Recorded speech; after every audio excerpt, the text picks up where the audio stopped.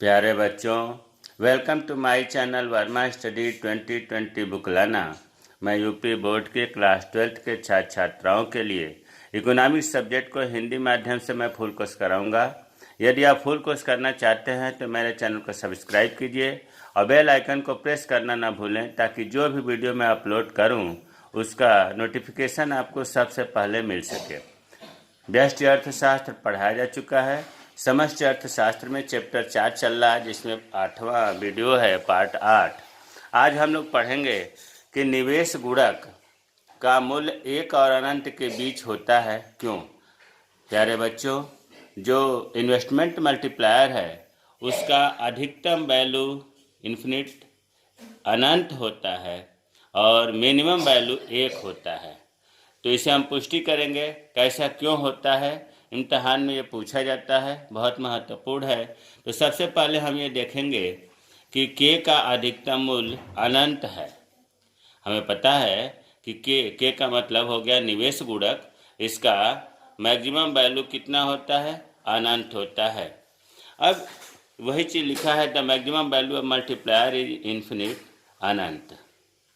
प्यारे बच्चों, अधिकतम मूल्य अनंत है, इसके लिए ये चीज़ जानना बहुत ज़रूरी है कि इस स्थिति में जब अनंत होता है तो इस स्थिति में इकोनॉमी अगर है या अर्थव्यवस्था है तो इसमें जो भोक्ता होंगे अपने संपूर्ण आय का जो एडिशनल इनकम है, एक्स्ट्रा इनकम है, उसका पूरा उपभोग करेगी, पूरा उपभोग करेगी, अर्थात सेविंग कुछ भी नहीं करेगी। हमने क्या बताया, हमने ये बताया कि संपूर्ण आय का कंज्यूम होगा उस इकोनॉमी में, बचत कुछ भी नहीं होगा, बचत जीरो होगा। अब अधिकतम मूल्य अनंत है के का, इसके लिए हम 3 सूत्र जो महत्वपूर्ण है पिछले वीडियो में बताया था। एक होता है सूत्र के बराबर डेल्टा वाई बटा डेल्टा आई, अर्थात change in income, change in investment, और के होता है अधिकतम मल्टीप्लायर। किसका मल्टीप्लायर, इन्वेस्टमेंट का। दूसरा होता है सूत्र के बराबर 1/1 माइनस MPC, और तीसरा महत्वपूर्ण सूत्र बताया गया है के बराबर 1/MPS। 1 माइनस MPC बराबर MPS होता है, क्योंकि हमें पता है कि MPC प्लस MPS बराबर 1, और जब पक्षांतर करेंगे MPS निकालेंगे तो 1 माइनस MPC होगा, इसलिए इसके जगह पर MPS भी लिख सकते हैं। अब हम पहले सूत्र से ये देखना चाह रहे हैं कि कैसे के का वैल्यू अनंत हो जाता है। तो प्यारे बच्चों, अभी ऊपर बताया गया है कि संपूर्ण आय का उपभोग करेगी। अब मान लो कि डेल्टा वाई जो है एक्स्ट्रा एडिशनल, हमने मान लिया कि 100 है, मान लिया कि टोटल एडिशनल इनकम या चेंज इन आय कितना है, 100। और यहाँ बताया जा रहा है कि टोटल उपभोग कर लेगा उपभोक्ता, अर्थात सेविंग कुछ नहीं होगा। जब सेविंग कुछ नहीं होगा तो इन्वेस्टमेंट भी नहीं होगा, अर्थात इन्वेस्टमेंट जीरो होगा, और जब जीरो से 100 में भाग देंगे तो ये इन्फिनिटी हो जाएगा। इस तीनों सूत्र में किसी भी सूत्र से हम अधिकतम मूल्य अनंत होता है जांच कर सकते हैं। तो हमने देख लिया पहले सूत्र से कि बचत जब जीरो है तो बचत जीरो का मतलब हुआ कि निवेश भी जीरो होगा, इन्वेस्टमेंट में चेंजिंग नहीं आएगी। तो और टोटल इनकम 100 मान लिया, तो उसमें जब जीरो से भाग देंगे तो इन्फिनिटी होगा। अब दूसरे सूत्र को देखते हैं, ध्यान से देखना है। के बराबर 1/1 माइनस MPC। यहाँ हम बताना चाह रहे हैं कि यदि मान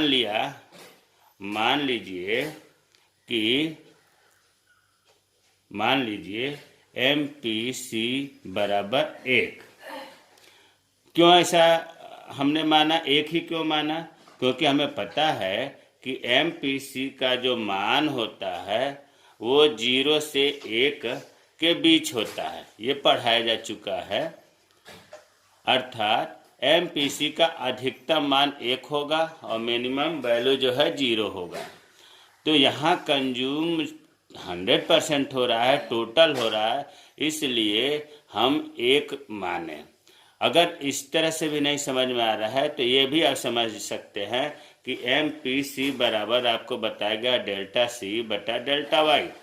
अब मान लो कि अगर डेल्टा वाई 100 है, चेंज इन इनकम 100 है, और आपको ये भी पता है कि टोटल जो है कंज्यूम हो रहा है, अर्थात डेल्टा C 100 होगा, क्योंकि हम टोटल चेंज कर रहे हैं, बचत कुछ नहीं कर रहे हैं। तो जब 100 में 100 का भाग देंगे तो 1 हो गया, इसलिए हमने MPC बराबर 1 माना। अधिकतम वैल्यू इसकी 1 होती है, क्योंकि अधिकतम आय का कंज्यूम ही तो हो सकता है। तो 100 में 100 कंज्यूम हो गया तो 1 हुआ। अब हम MPC के जगह पर 1 रखेंगे, अर्थात हो जाएगा K बराबर 1 बटा 1 माइनस 1 बराबर 1 में से 1 घटाएंगे तो 0 होगा, और 0 से जब हम भाग देंगे तो अनंत आएगा, इन्फिनिट आएगा। प्यारे बच्चों, इस सूत्र से भी हमें उम्मीद है कि आपको समझ में आ गया होगा कि K का अधिकतम वैल्यू अनंत होता है। क्यों होता है? क्योंकि MPC अधिकतम 1 होता है, और MPC हमने 1 माना तो अनंत आया। इस सूत्र से भी देख लेते हैं। अब उसी तरह से इसमें भी है कि अगर हमने माना कि MPS बराबर 0। क्यों? क्योंकि अभी हमने देखा कि टोटल जो है कंज्यूम हो रहा है, बचत कुछ भी नहीं हो रहा है। दूसरे रूप में हम ये भी कह सकते हैं कि MPC का मूल्य जो है वो 0 से 1 के बीच होता है, ये पहले बताया जा चुका है। तो जो MPS है यहाँ 0 है। क्यों? क्योंकि हमें बचत बिल्कुल नहीं हो रही है। ऊपर बताया गया कि ऐसी इकोनॉमी जहाँ पर बचत कुछ भी नहीं हो रहा है, टोटल कंज्यूम हो रहा है, तो MPS कितना हो रहा है? 0। इसीलिए हमने MPS बराबर 0 मान लिया। अगर हम दूसरे रूप में देखना चाहें तो MPS का सूत्र होता है डेल्टा S बटा डेल्टा वाई। आपको पता है कि डेल्टा वाई मान लो कि हमने मान लिया 100 है, और बचत कितनी हो रही है? 0, कुछ भी नहीं हो रही है। तो 100 से जब 0 में भाग देंगे तो 0 होगा, अर्थात MPS को जब हम 0 मानेंगे तो K बराबर 1 बटा 0, और 0 से जब हम किसी भी संख्या में भाग देते हैं तो इन्फिनिटी होता है। तो हमें उम्मीद है कि तीनों सूत्रों से आपको समझ में आ गया होगा कि K का मैक्सिमम वैल्यू अनंत कैसे होता है। अब हम आते हैं K का न्यूनतम वैल्यू। K का न्यूनतम वैल्यू 1 होता है। ये तो आपको याद करना ही पड़ेगा कि K का मूल्य 1 और अनंत के बीच होता है। मिनिमम वैल्यू ऑफ मल्टीप्लायर जो है ये 1 होता है, और मैक्सिमम आप देख लिए कि अनंत होता है।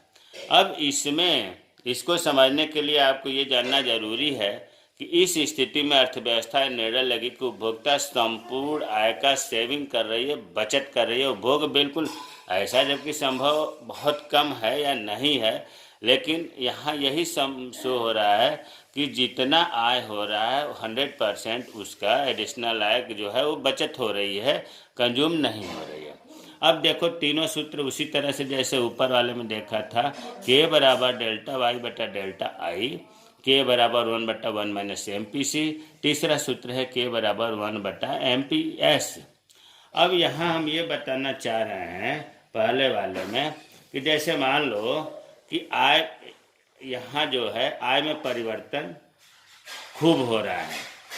मान लिया कि आय में परिवर्तन जो है कितना हो रहा है? 100 हो रहा है, लेकिन इसके बाद भी उपभोग में परिवर्तन जो है कितना हो रहा है? निवेश में परिवर्तन। जब यहाँ सोचो कि 100% बचत हो रही है तो निवेश भी 100% होगा, स्वाभाविक है। तो निवेश कितना हो रहा है? 100%। जब दोनों को भाग देंगे तो 1 हो गया। एक बार फिर आप देखें कि आय मान लिया एडिशनल आय कितना है? 100, और निवेश कितना है? 100। क्यों? क्योंकि कंज्यूम नहीं हो रहा है। ऐसी इकोनॉमी जहाँ पर संपूर्ण आय का सेविंग हो रहा है, और संपूर्ण आय का जब सेविंग होगा तो निवेश भी 100% होगा, संपूर्ण होगा। तो 100 निवेश मान लिया 100 बराबर 1, क्योंकि कंज्यूम नहीं हो रहा है। पहले सूत्र से हमें पता चल गया कि के का मिनिमम वैल्यू जो है 1 होता है। अब दूसरे से हम सूत्र देखते हैं, के बराबर 1/1 माइनस MPC।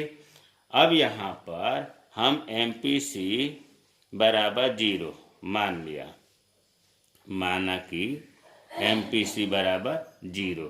क्यों हम MPC बराबर 0 मान रहे हैं? क्योंकि हमें पता है कि MPC का मान 0 से 1 के बीच होता है। कितना होता है? 0 से 1 के बीच, अर्थात MPC का जो मिनिमम वैल्यू है वो 0 है। जब कंज्यूम नहीं होगा, टोटल सेविंग होगा, तो MPC का मान 0 ही तो होगा। अगर इसको हम दूसरे रूप में देखें तो MPC बराबर डेल्टा C बटा डेल्टा Y होता है। मान लो एडिशनल या आय में परिवर्तन कितना हो रहा है? 100 मान लिया। आय में परिवर्तन तो खूब हुआ, 100 हो गया, लेकिन उपभोग में परिवर्तन 0 है, बिल्कुल नहीं हो रहा है। तो क्या होगा? बराबर 0 होगा। तो जब ऐसी स्थिति आए कि संपूर्ण आय का बचत होने लगे, सेविंग होने लगे, कंज्यूम ना हो, तो हम MPC 0 मानेंगे। अब यहाँ पर हम मान रख देंगे 1/1, MPC के जगह पर हमने 0 रख दिया, तो 1/1 बराबर 1। MPC का मान 0 रखने पर हमने देखा कि के का जो है मिनिमम वैल्यू 1 आया। उसी तरह से MPS पर मान रख के देख रहे हैं, माना कि MPS 1 है। क्यों है? क्योंकि MPS का वैल्यू या मान या मूल्य 0 से 1 के बीच होता है। तो अब यहाँ MPS आप देख रहे हैं कि ऐसी इकोनॉमी जिसमें बचत हो रही है संपूर्ण आय का, तो अधिकतम कितना होगा? 1, इसलिए हमने MPS 1 मान लिया। दूसरे रूप में हम ये देख सकते हैं कि MPS बराबर डेल्टा S बटा डेल्टा Y होता है। अगर एडिशनल इनकम 100 है और हम बचत 100 कर रहे हैं, तो क्या होगा? 1 होगा। इसलिए हम MPS के जगह पर 1 मान रख कर देखेंगे, तो K बराबर 1/1 बराबर 1। तो अब हमने अभी तक ये देखा इस सवाल में कि के का न्यूनतम वैल्यू तीनों सूत्रों से 1 ही होता है। अगर हम दूसरे रूप में ये भी कह सकते हैं कि अगर यहाँ पर MPC, यदि MPC हमने कितना माना? 0 हो तो के बराबर 1 हुआ। उसी तरह से इसमें यदि MPS बराबर 1 हो तो के बराबर 1 हुआ। उसी तरह से यहाँ भी है कि यदि डेल्टा I बराबर 100 हो, तो मतलब निवेश 100% हो, तो के बराबर 1 होगा। इसी तरह से ऊपर वाले सवाल में के का अधिकतम वैल्यू अनंत है। यहाँ हमने क्या देखा था कि यदि डेल्टा I बराबर 0 हो तो के बराबर इन्फिनिटी आ गया। यहाँ हमने क्या देखा? यदि MPC बराबर 1 हो तो के बराबर इन्फिनिटी आ गया। यहाँ हमने क्या देखा? यदि MPS बराबर 0 हो तो के बराबर इन्फिनिटी आ गया। तो हमें उम्मीद है कि आपको पूरा समझ में आया होगा कि के का अधिकतम वैल्यू अनंत क्यों होता है और के का न्यूनतम वैल्यू 1 क्यों होता है। हमें उम्मीद है कि समझ में आया होगा। अगर कोई चीज़ दिक्कत है, समझ में नहीं आ रहा है, तो कमेंट बॉक्स में कमेंट करें, मैं रिप्लाई करूँगा। जय हिंद, जय भारत।